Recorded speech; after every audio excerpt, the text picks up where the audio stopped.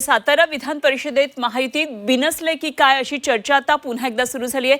नगरपालिका झेडपी वेळी प्रतिसाद दिला का? आता परिस्थितीला भाजपला सामोरं जावं लागेल। शंभूराज देसाई यांनी भाजपला हा थेट इशारा दिलेला आहे।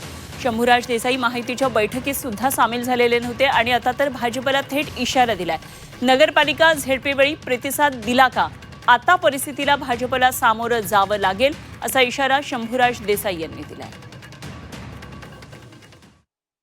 नगरपालिका निवडणुकीच्या वेळी मी समन्वय करायचा प्रयत्न केला पालकमंत्री म्हणून। माझ्या निमंत्रणाला कुणी त्या भाजपच्या दोन्ही मान्य मंत्री महोदयांनी आमदारांनी काय प्रतिसाद दिला नाही। जिल्हा परिषदेच्या वेळी एकदा केला सुरुवातीला, तेव्हाही त्यांनी कुणी प्रतिसाद दिला नाही। म्हणजे आली परिस्थितीला सामोरं जायचं सगळ्यांनीच।